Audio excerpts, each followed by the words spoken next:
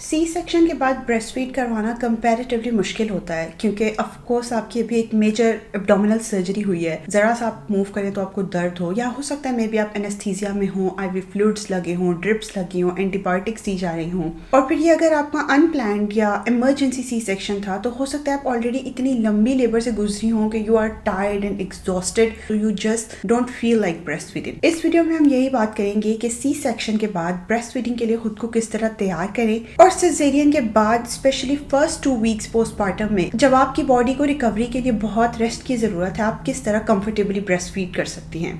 मेरा जब सिजेरियन हुआ था तो I had already been in the hospital पिछले 10-12 घंटों से। My body was just so tired कि सी सेक्शन के बाद मुझे स्किन टू स्किन करने का ख्याल ही नहीं आया। हालांकि I knew this was the most important thing that helps establish breast feeding right after birth. और स्किन टू स्किन वो सबसे पहली चीज़ है जो आपको सी सेक्शन के बाद ब्रेस्ट फीडिंग शुरू करने के लिए करनी चाहिए। So please advocate for lots of skin to skin. अगर आपको पहले से इसके बारे में इल्म होगा तो you can even speak for skin to skin in the theatre या बाद में रिकवरी रूम में जैसे ही आपको शिफ्ट किया जाए। जितनी जल्दी हो सके स्किन टू स्किन ज़रूर करें, स्पेशली फर्स्ट 24 आवर्स में, and do lots of it. ये ना सिर्फ ब्रेस्ट फीडिंग इस्टेब्लिश करने में हेल्प करता है बल्कि बच्चे के लिए भी बहुत बेनिफिशियल है कि उसका heart rate, breathing rate, temperature सब नॉर्मलाइज होता है। इवन एक इमरजेंसी सी सेक्शन के केस में भी अगर आपको पहले से पता है कि स्किन टू स्किन के फायदे क्या हैं और ये किस तरह ब्रेस्ट फीडिंग ईजिली इस्टेब्लिश करने में हेल्प कर सकता है, तो आप फर्स्ट 24 आवर्स में स्किन टू स्किन कर सकती हैं। और इसके लिए ज़रूरी नहीं है कि आप खुद उठ के ही मूव करें। You can just ask for somebody's help that they place the baby on your chest और टमी। बर्थ के बाद जितनी जल्दी ब्रेस्ट फीडिंग एस्टैब्लिश हो सके उतना ही उसके सक्सेसफुल होने के ज़्यादा चांसेस होते हैं। So try to breastfeed as soon as possible. C section के लिए best breastfeeding position football hold है या फिर laid back nursing. Football hold जिसमें आप कंफर्टेबली पीछे तकियों के सहारे टेक लगा के बैठते हैं और बच्चे को अपने बाजू के नीचे लेटाते हैं, इस तरह के उसकी टांगे या उसका जिस्म आपके इंसिशन वाली जगह पे ना आए ताकि आपको वहां पे दर्द ना हो। इससे आप बच्चे की पूरी बॉडी को अपनी फोर आर्म और हाथ से सपोर्ट देते हैं और उसकी बॉडी पीछे की तरफ होती है। डिटेल के लिए मैंने ऑलरेडी इस चैनल पे एक वीडियो अपलोड की है about the different breast feeding positions. I will link it in the description, please वो जरूर देखिए, बिकॉज जब आपको डिफरेंट ब्रेस्ट फीडिंग पोजीशंस का पता होगा तो आप अपनी कंडीशन के अकॉर्डिंग पोजीशन इजीली एडजस्ट कर सकती हैं। दूसरा सी सेक्शन मदर्स के लिए best position laid back nursing है कि जिसमें आप पूरा पीछे रिक्लाइंड होकर बच्चे को अपनी चेस्ट पे उल्टा लेटा देते हैं और फिर वो खुद इजीली लैच कर सकता है।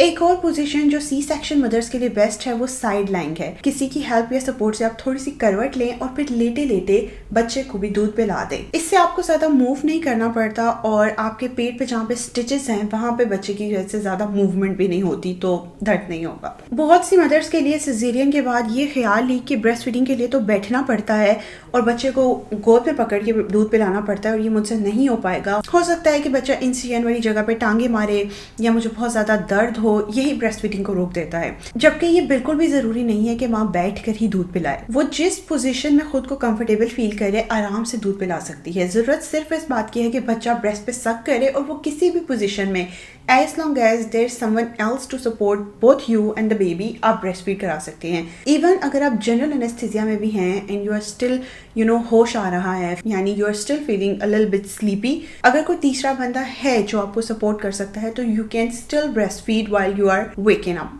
सिजेरियन के चंद घंटों के बाद जब एनेस्थीसिया का इफेक्ट उतरना शुरू होता है and you feel pain with the movement, जरा सा आप मूव करें तो आपको हो सकता है बहुत ज्यादा पेन हो। उसका तरीका ये है कि अपने आप को मैक्सिमम कंफर्टेबल रखने की कोशिश करें। इर्द गिर्द तकिए रखें। अगर आप 2-3 दिन हॉस्पिटल में ही हैं तो वो जो बेड है वो रिक्लाइन हो सकता है, उसकी पोजीशन एडजस्ट कर लें। यानी कि try to have minimal movement ताकि ज्यादा डिस्कम्फर्ट ना हो। इसी में वो ब्रेस्ट फीडिंग पोजीशन जिनका हमने पहले जिक्र किया है, स्पेशली फुटबॉल होल्ड या साइड लाइन, बहुत हेल्प करेंगी कि कम से कम मूवमेंट के साथ आप बच्चे को इजीली ब्रेस्ट फीड करा सकती हैं। और जो सी सेक्शन का स्कार है उसको प्रोटेक्ट करने के लिए you can try placing a breast feeding pillow.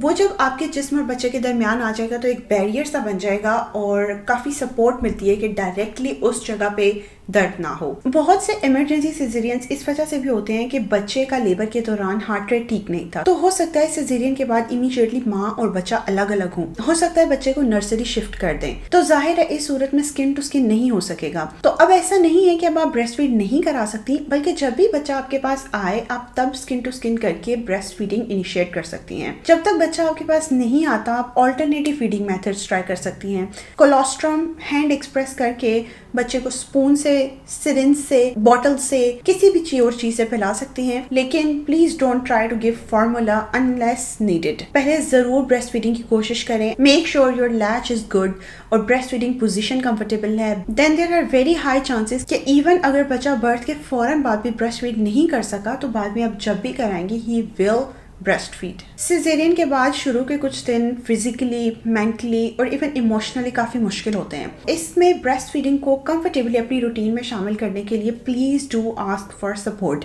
कोई भी जो आपकी फैमिली में आपके पास है या आपके हस्बैंड, उनसे कहें कि वो बच्चे को आपको पकड़ा दें जब भी फीड कराना हो, ताकि बार बार आपको आगे पीछे होकर बच्चे को ना पकड़ना पड़े। जब आपने बच्चे को दूध पिला दिया है तो वो बच्चे को बर्प करा दें, कोई बच्चे का पैम्पर चेंज कर दे, स्पेशली शुरू के 1-2 हफ्तों में जब आपको बहुत ज्यादा रेस्ट की जरूरत होती है ताकि आप बेहतर रिकवर कर सकें। आप खुद अपनी डाइट का ख्याल रखें and don't try to move your body a lot. अगर आप कंफर्टेबल फील करती हैं तो लर्न अबाउट हैंड एक्सप्रेशन, कि किस तरह आप ब्रेस्ट मिल्क की हैंड एक्सप्रेस करके या पंप करके बॉटल में दे सकती हैं ताकि कोई दूसरा भी आपकी जगह फीड करा सके, स्पेशली एट नाइट्स, ताकि आपकी नींद भी पूरी हो and you know all of these will add up to your recovery. एक बहुत कॉमन मिथ है कि सी सेक्शन के बाद मिल्क सप्लाई ड्रॉप कर जाती है और मदर ब्रेस्ट फीड नहीं करा पाती। ये जरूर होता है कि सी सेक्शन के बाद it may take longer for milk to come in, क्योंकि लेबर के दौरान आपकी बॉडी में ऑक्सीटोसिन की एक नेचुरल सर्ज आती है जो बॉडी को ब्रेस्ट फीडिंग के लिए भी प्रिपेयर करती है। सिजेरियन के केस में चूंकि वो नहीं हुआ और मे बी स्ट्रेस हार्मोन हो तो 2-3 दिन जरूर लग सकते हैं, but it does not mean के a mother cannot breastfeed after C-section. Most mothers, provided they have the right guidance and support, बहुत आराम से सिजेरियन के बाद भी इजीली ब्रेस्ट फीड कर सकती हैं। I know it's a lot harder and may be challenging as compare to a normal delivery, लेकिन अगर आपको पहले से चीज़ों का पता हो और आपने उसके अकॉर्डिंग अपने आप को प्रिपेयर किया हो तो there is no way you can not breast feed after C section. और इस वजह से दूध आने में जो 2-3 दिन लग रहे हैं वो तो है, लेकिन आपकी बॉडी में ऑलरेडी कोलोस्ट्रम जो प्रेगनेंसी के 16th वीक में ही प्रोड्यूस करना शुरू कर दिया था वो प्रोड्यूस कर रही है, और उस टाइम वो कोलोस्ट्रम के चंद कतरे ही हैं जो बच्चे को चाहिए। सो डोंट फील कि सिजेरियन के बाद दूध नहीं आता या माँ इतनी कंफर्टेबल नहीं होती कि ब्रेस्ट फीड करा सके। मुश्किल जरूर होता है, but with the right breast feeding positions you can breast feed.